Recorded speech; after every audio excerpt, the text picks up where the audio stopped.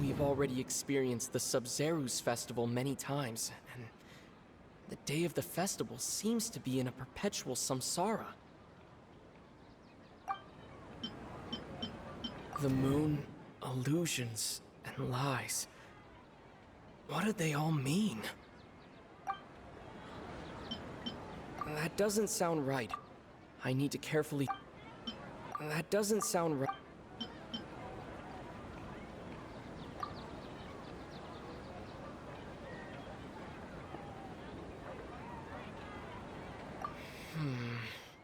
I can't seem to I can't see... If all our memories of a day are erased at the end of that day, then we would unwittingly relive the same day again and again. Oh!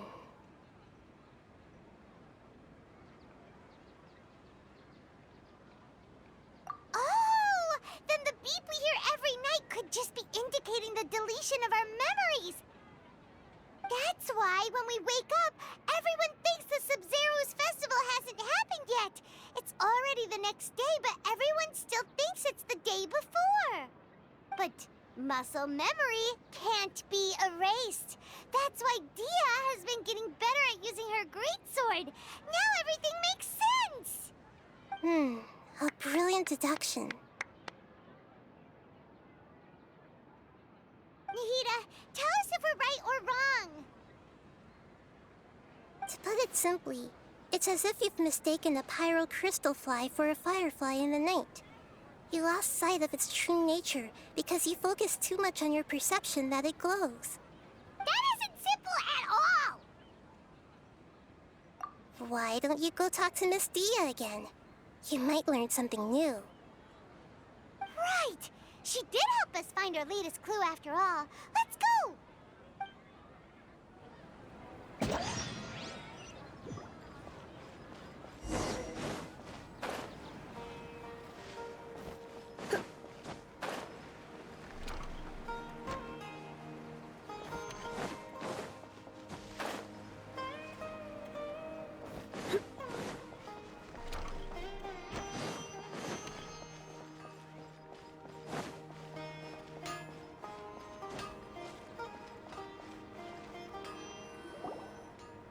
There you are.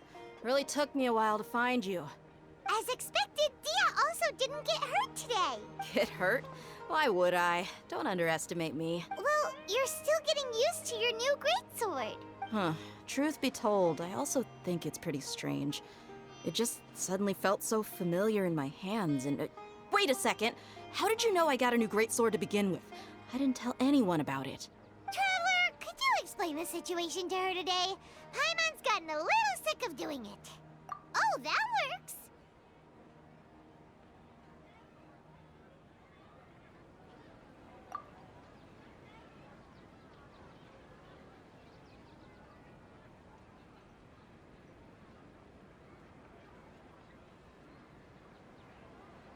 What happened to you guys while I was gone? Did you get brainwashed by some cult? Don't think too hard about it. Just take what we're saying at face value. All right then, let me get this straight. You're telling me that my body's already gotten used to this greatsword, but my brain just doesn't remember it? Yes, your memory's being erased every day. Then I'd have to disagree. That's impossible. Oh? Why do you think that? If we've actually been reliving the Sub-Zerus festival day after day, then what happened to the things we used, the money we spent, the food we ate? Common sense says my wallet should have emptied itself a long time ago. There's no way...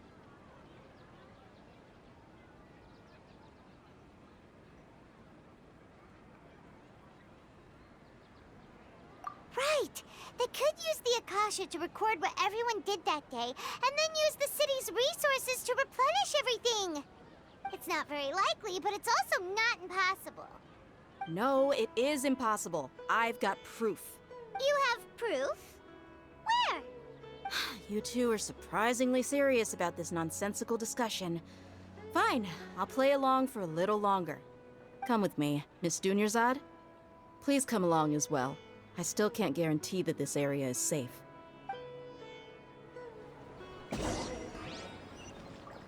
Paimon can't believe it's Dia who wants to show us something this time. 2 days ago, we were the ones taking her to see Dunyarzad.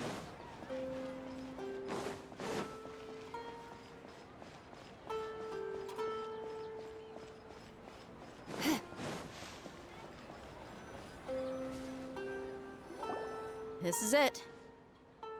Huh? This is a wooden training dummy. See those marks on the dummy? Those are the result of several days' worth of practice. Let's say the sages didn't replace it every day. Shouldn't it be hacked to pieces by now? That's true, but what if they did? Then the sages would have had to reproduce every mark I left during previous training sessions. I'm a professional fighter. My martial school has always emphasized the importance of refined control. The force, angle, and entry point of each strike is calculated and deliberate.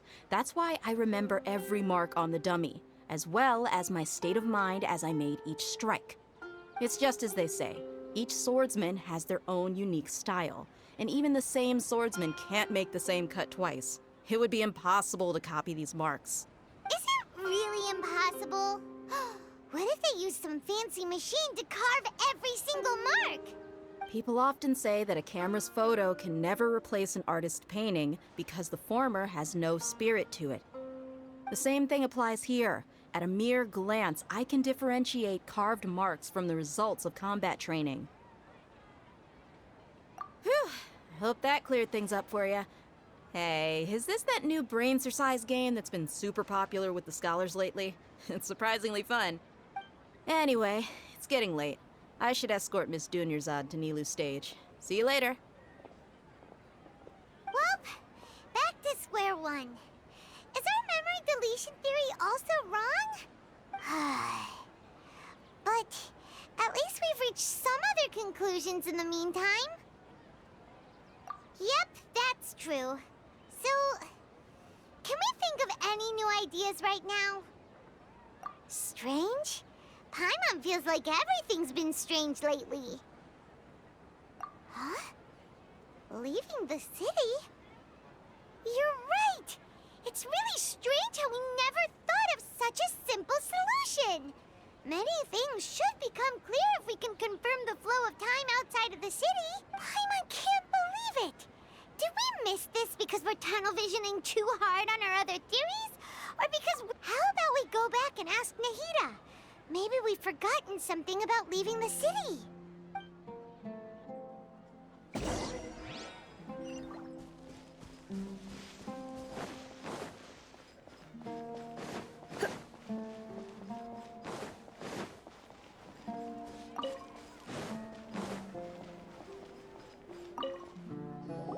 Nahida, we're back! You're back early today. Did you find something new? Sort of. We're mostly sure now that we're not in a time loop. And we also aren't in the real world. But at the same time, we have a new question. Leaving the city. As far as I remember, you've mentioned your plans to do that twice before. We did? But we don't remember anything. What happened after we talked about those plans? What did we say when we got back? Let me think. I don't think you ever actually told me what the outcome was. Oh, it's probably more accurate to say that both times you never came back the whole night. But you two sometimes stay out the entire night anyway, so at the time, I didn't think too much about it. It is true that sometimes we lose track of time during our investigations. Before we know it, it'll already be the next day. But still, neither of us remember anything about leaving town. Really? That's kinda strange. In theory, I should have already awakened all your memories. Yep, something here's definitely fishy. Let's get to the bottom of this tomorrow.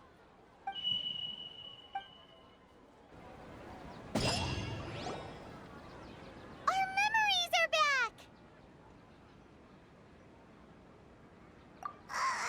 About that... Well, Traveler, aside from your memories that were just restored, I have another message for you. Listen to it and you'll understand. Can't go back. There are countless spaces here. Our Sub-Zero's festival in Sumeru City is just one of them.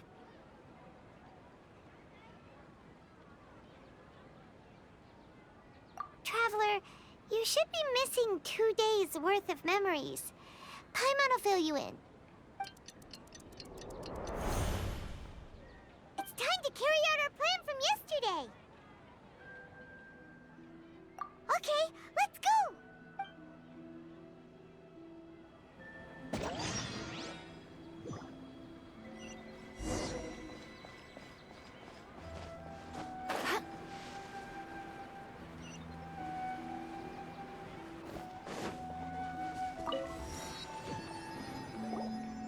Why can't we leave the city?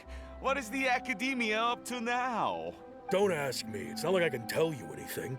This is a direct order from the Grand Sage. Just wait until tomorrow. I have a real emergency. My goods have already arrived at Port Ormos. If I don't hurry, they'll be stolen. That's your problem. Make sure you make a request in advance next time. But it's not like you can just predict business matters in advance. It looks like the Academia already announced a lockdown for Sumeru City today. How completely unsurprising. Let's go and question them. Hello, sir. Why can't we leave the city today? Here we go again. Don't ask me. I don't know either. We just received an order that no one is allowed to enter or exit Sumeru today. They didn't tell us anything else.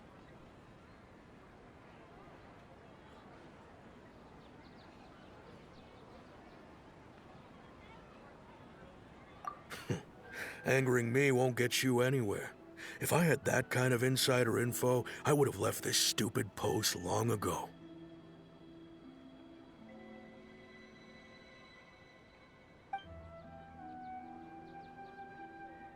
It looks like he really doesn't know. If we can't get anything out of him, let's take matters into our own hands. Why don't we climb over the walls? Those guards can't be everywhere at once. This is a good spot, and the guard hasn't noticed us at all. Let's hurry! Huh? Why? Are you going to leave Paimon behind?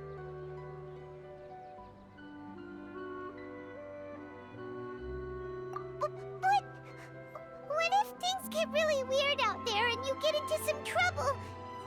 Then Paimon won't be able to help you. Oh, Paimon knows that Paimon can't do much, but we've always been together, haven't we?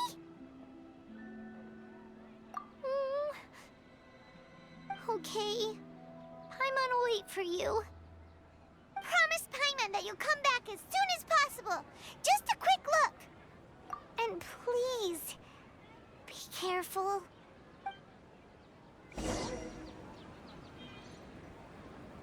Memories!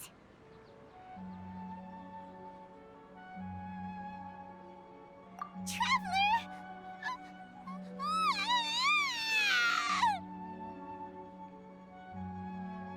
Paimon thought Paimon would never see you again!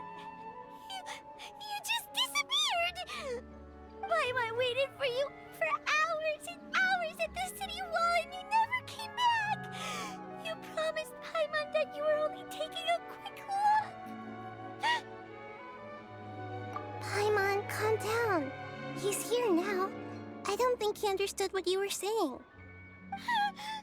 Paimon doesn't care! Paimon wanted to go look for you, but you also said that Paimon should stay! Paimon was so worried and so scared the entire day!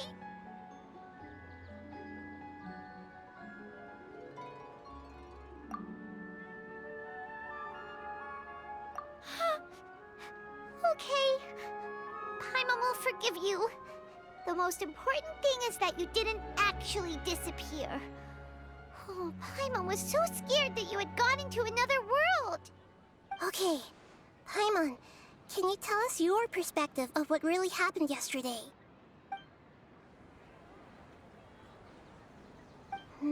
see. Using two people's different perspectives. After that, you left the city. Paimon kept her eyes on you the whole time, but then you disappeared in an instant.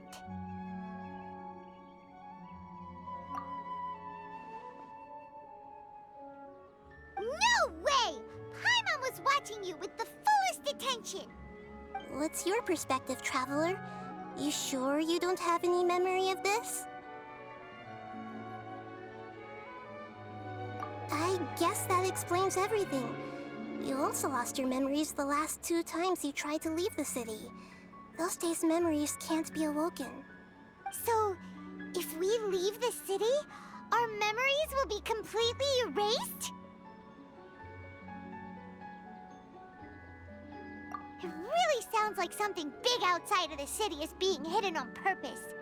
But this way, we'll also never discover what's outside. Something like a message? But how can we send it back? Don't look at me like that. I'm not used to being stared at. Well... Okay. You want something that can pass on messages, right? Give me some time and take care of Dunyarzad for me. Yep, now we're talking.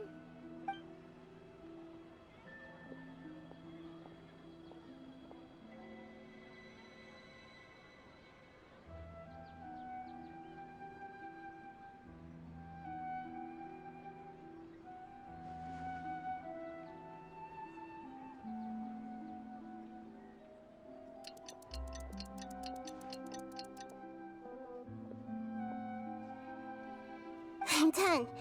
Here you go. What? Isn't this just an Akasha terminal? I made some little changes. Akasha terminals are already capable of sending messages. I just tweaked it so that it can connect to any node. To make something like this? Nahida, you really know the Akasha like the back of your hand. Anyway, we can use this now to record a message, right? Yep. I'll help you save the messages.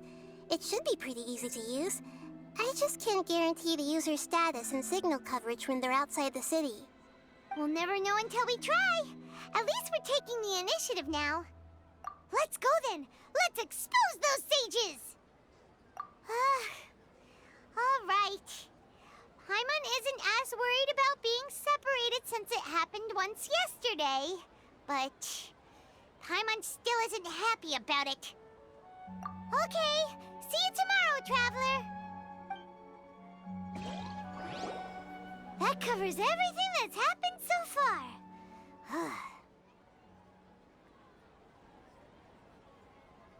Yes. Although the signal was choppy and had some interference, we still managed to receive 2 messages from you when you were outside. Okay, now that you understand what's going on, let's hear the messages together.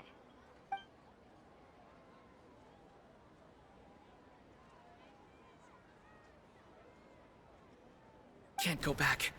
There are countless spaces here. Our Sub-Zeru's festival in Sumeru City is just one of them. I've entered another space. Before me are flowing sandstone and howling fish.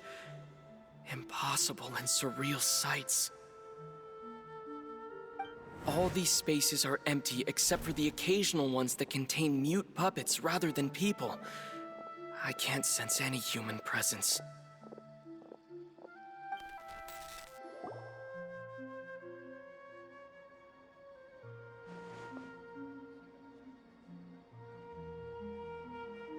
That's one heck of an info dump. It sounds like you left the Sumeru city space when you set foot outside of the walls. But everything looked completely normal when Paimon was looking out from the inside. That's unbelievable. And if we take your word for it, the other spaces all had very weird contents. There's another part here. We only received it last night. These spaces have been disappearing one after the other, absorbed by something like a sun in the sky. And now, even the final space has also disappeared. Behind me, a lot of spaces just appeared again from thin air. I get it now. Those spaces are actually...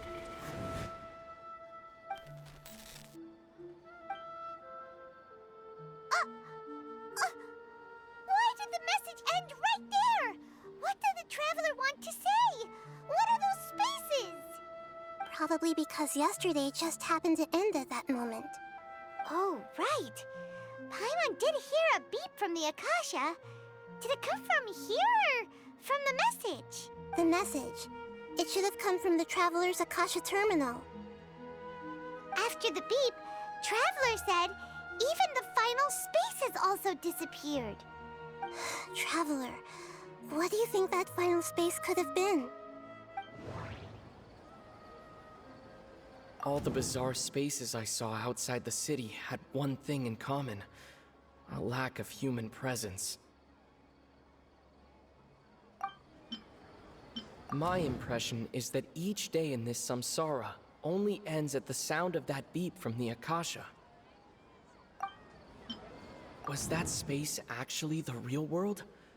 But wouldn't a real space just randomly disappearing like that be catastrophic?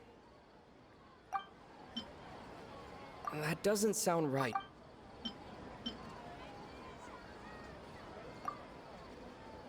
Oh, so that's what it is!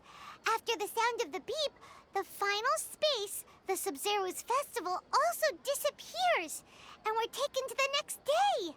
Later on, Traveler also mentioned a bunch of new spaces materializing behind them. Do lots of new spaces appear every day? Paimon's head is spinning. Just what are these spaces anyhow? Well, consider this. For all the horrors of the Archon War, at its heart, it was just a game where a bunch of gods fought over 7 seats. So no matter how strange or spooky things may look on the surface, maybe all they point to in the end is a small and simple secret. Wow, the Archon War, huh? That's an analogy and a half.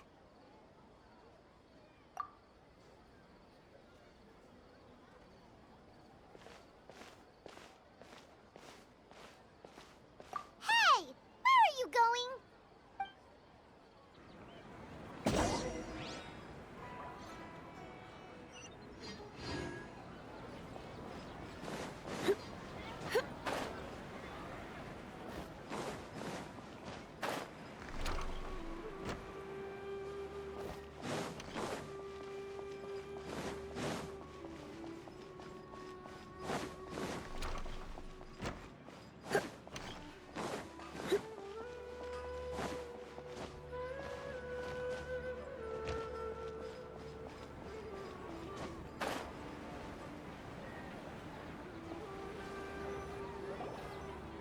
Do you want some alone time to think?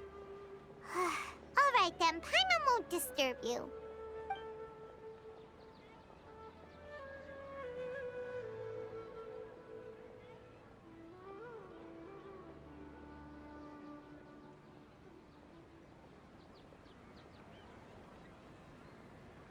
The dance of Sub-Zeros is about to begin. I'm going to go watch it. Okay. Why don't you go ahead, Dunyarzad? We still have some other stuff to do first. Okay then. See you later. Have you figured it out yet, Traveler? Time is ticking away. Awesome! What is it? Paimon wants to know.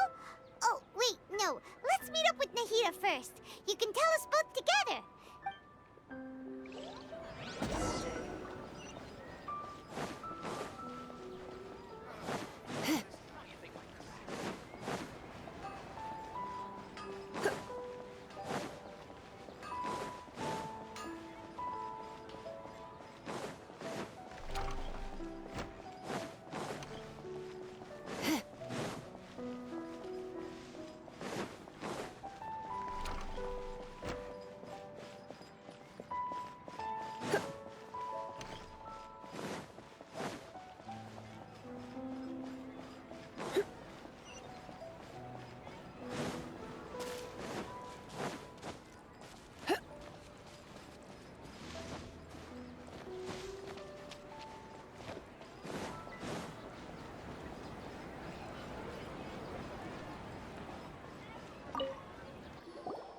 You're back! I've been waiting forever for you two. Judging by the looks on your faces, are you ready to take your Sub-Zero's exam and graduate from the festival? Okay, first off, have you discovered the hidden truth?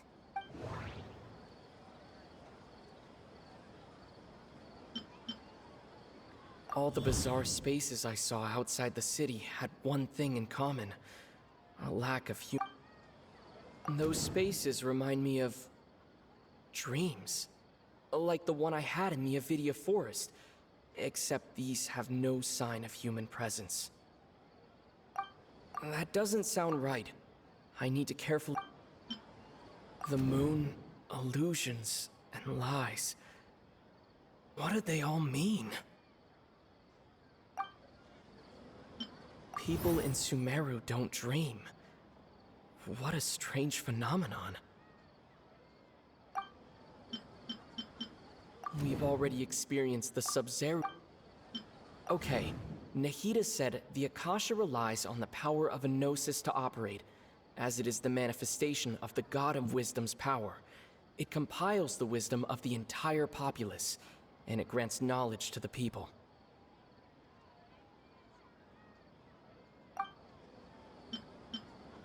All the bizarre spaces I saw. That doesn't sound right.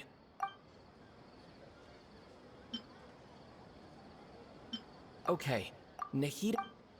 That doesn't sound right. We've already experienced. That doesn't sound right. The moon. That doesn't sound right. Those spaces remind.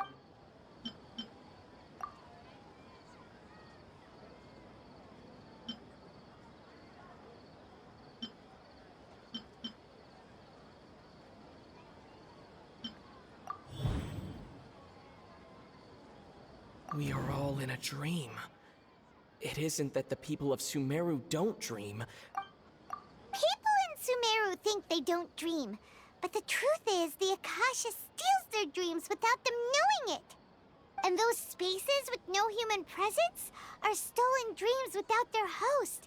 That would explain why they sounded so weird when he was trying to describe them. Huh. So people in Sumeru do dream after all. In fact, we're all in one big dream together right now. Correct answer. Now, how did you conclude that the Akasha is capable of this?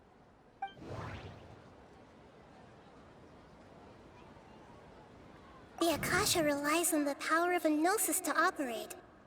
That doesn't sound right. I need to carefully. It is the manifestation of the God of Wisdom's power. It compiles the wisdom of the entire populace. And it grants knowledge to the people.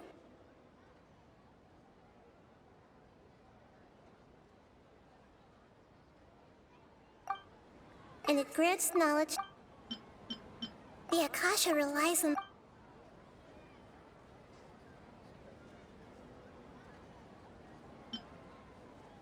Oh, okay. Those dream-controlling creatures in the forest also get their power from the Dendro Archon, right? That would explain why the Akasha has the ability to control people's dreams, too. But is stealing everyone's dreams really how the Akasha compiles their wisdom? Isn't there anything more to it than that? Dreams are fantastical, complex, and full of imagination. People's brains are the most active when they're dreaming. In other words, dreams are rich bundles of human wisdom. So, in other words, the complete opposite of how Hypatia understood it. Paimon remembers her saying that the sages think dreams are foolish delusions, and the fact that no one dreams is a blessing from Greater Lord Rukkhadevata. So it was all a dirty trick? The real story is that the sages from the academia are using the Akasha to steal people's dreams for their own use, huh?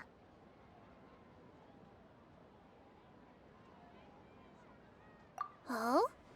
By the sounds of it, you understand the current situation pretty well. So then, what about the samsara?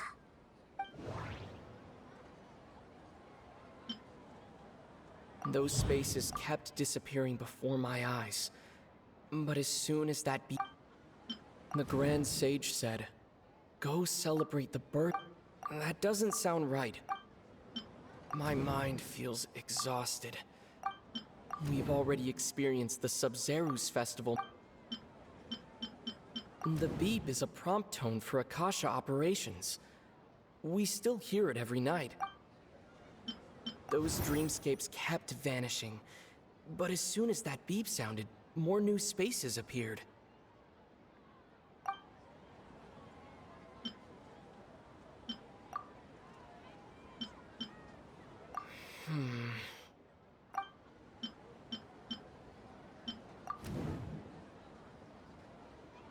Correct. The Akasha is keeping each person's brain in a constant dream state, but also separating their consciousness from their own dream. Their disembodied consciousness is placed inside the collective dream of the Sub-Zeru's festival along with everyone else's, while their now vacant dreams are harvested by the Akasha.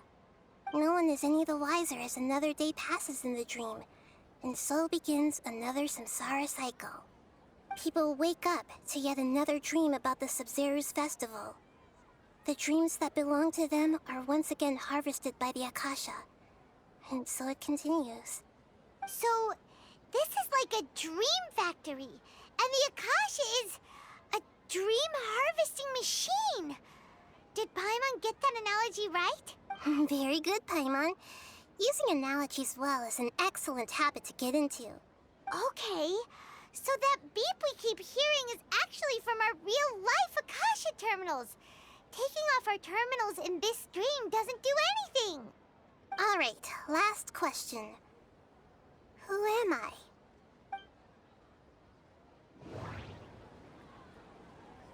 They say that alchemical divination is the Dendro Archon's divine revelation.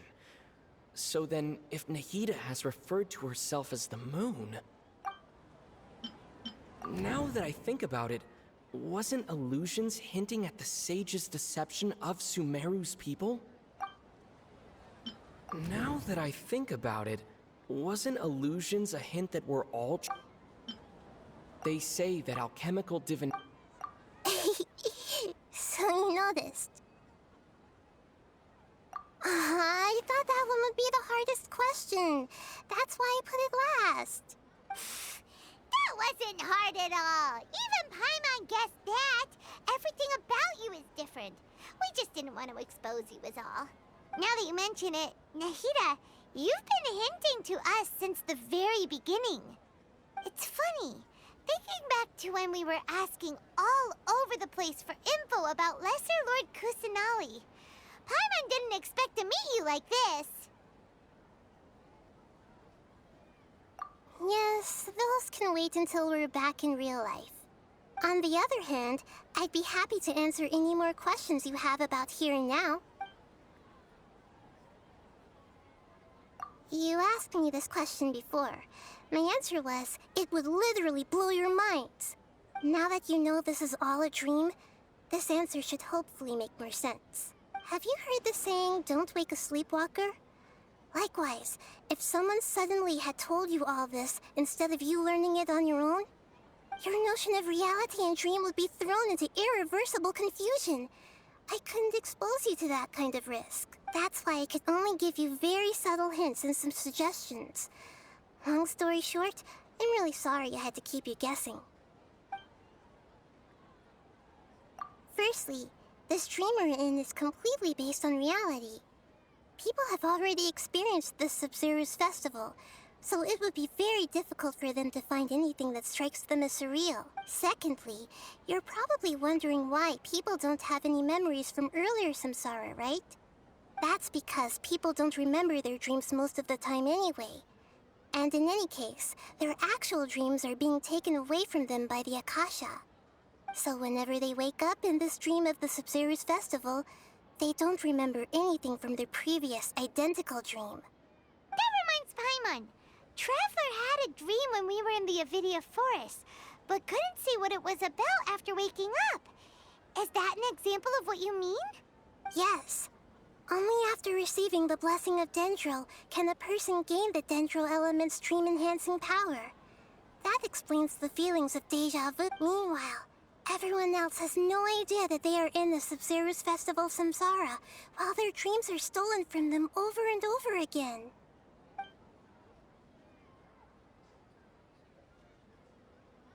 Can humans really keep dreaming forever like this? Will it ever end? And if so, when? You might say your mental fatigue has already answered this question. Eventually, there's only so much that people can tolerate, especially those whose health is compromised to begin with, like Dunyarzad. This relentless exploitation takes an even harder toll on them. People's lives are at stake here, and nobody knows a thing! We've got to put a stop to this!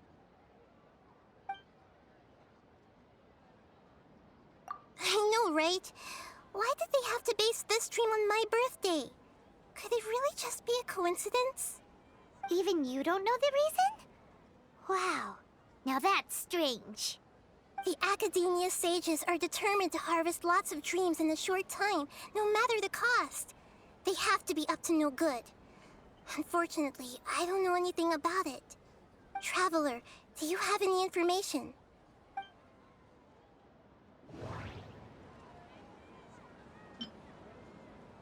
The Grand Sage said, "Go celebrate the birth of that god to your heart's content." Did he? Celebrate the birth of that god? Could it mean...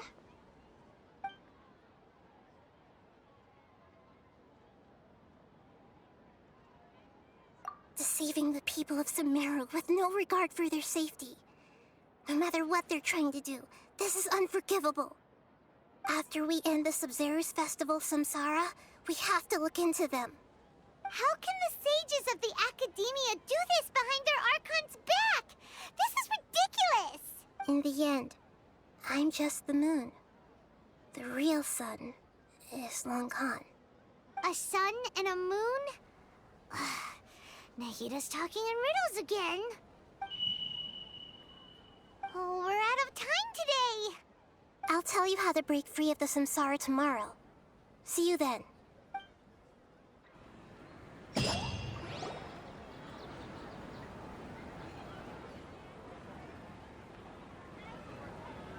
morning, Nahida. Wait. Now that Paimon remembers everything, should we instead say good morning, Lesser Lord Kusanali? Hey! What's wrong, Nahida? You don't look too good. I'm afraid that what you're thinking right now is correct. Did Dunyarzad already disappear? No way! Are we too late? The real Dunyarzad's consciousness has indeed disappeared. It can no longer endure the constant dream harvesting.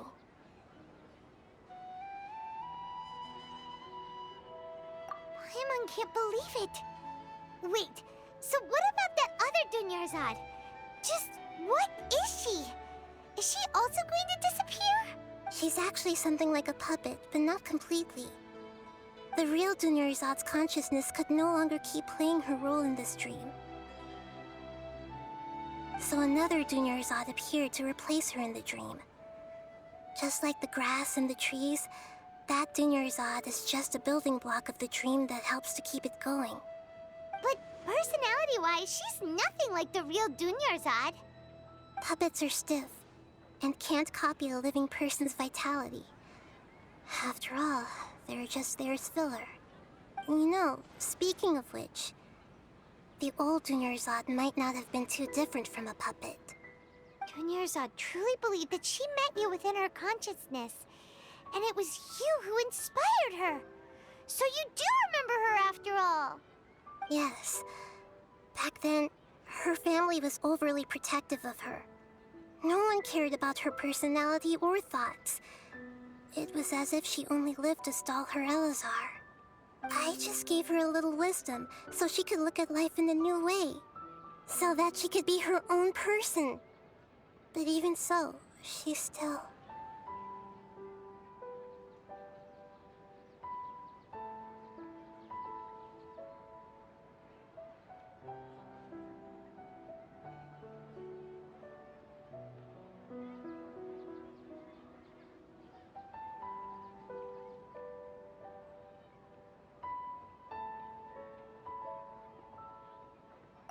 Far from it. I'm still a long way off from being a real Archon. I couldn't even save her. If I were a competent Archon, I wouldn't have let my most faithful follower die at the Sub-Zero's festival with so many regrets. Please don't beat yourself up over it, Nahida. It's the sage's fault, and theirs alone. I'm not beating myself up. All I did was to rationally observe the distance between myself and a real Archon. Don't be like that, Nahida. Even real Archons are still allowed to be sad. To prevent more tragedies like this, we must end the samsara as soon as possible. Great, but how do we do that? Although the Sub-Zero's festival dream is under the Akasha's control, only humans can dream. Even the Akasha is unable to create them. That means this dream belongs to a host who created it. Huh? So, how should we find that person? Well, if this is someone's dream, then everything here must come from deep within their consciousness. Which means, with the power of imagination, they can change anything in this dream. Imagination? What do you mean by that? Imagination means breaking through what you perceive as normal. Like when a server at a tavern brings a plate to you, you'd naturally assume that food is on it. However, if you're the dream's host and you become aware that you're dreaming, when you imagine gold and more on the plate, the dream will respond in kind, and the server really will bring you gold and mora. But right now, our host is unaware that this is a dream. No matter how many times they're served, it will always be food. Find some way to make that person realize that they're dreaming. Usually, once that happens, the person will wake up and the dream samsara will be broken. How are we going to find them, though? If it could be anyone, it'd be like looking for a needle in a haystack. And even if we did find them, how are we supposed to make them realize they're dreaming?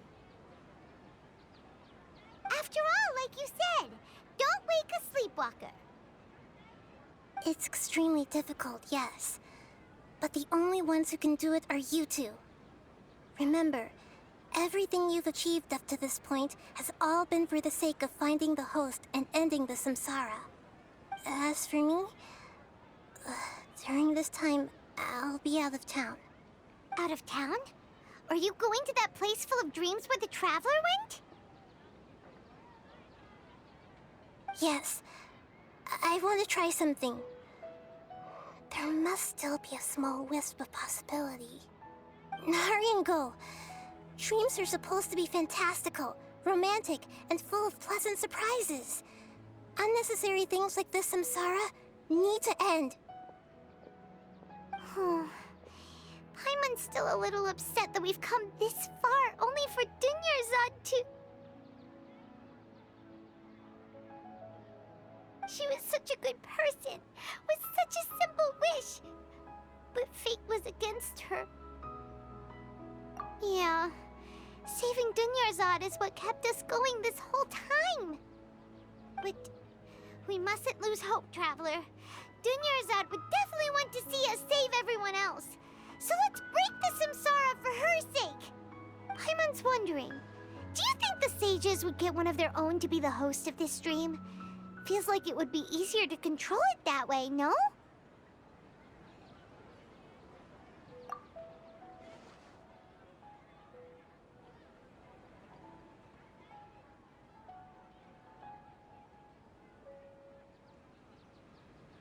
Huh. That's true. Plus, the sages probably weren't counting on there being other factors beyond their control, like Nahida and us. So, who do you think the host of the dream is? Oh, that would make sense. Ferris, the Knight of Flowers, is a symbol of the whole Sub-Zero's festival, right? Pretty core character. Let's go ask him some questions, shall we?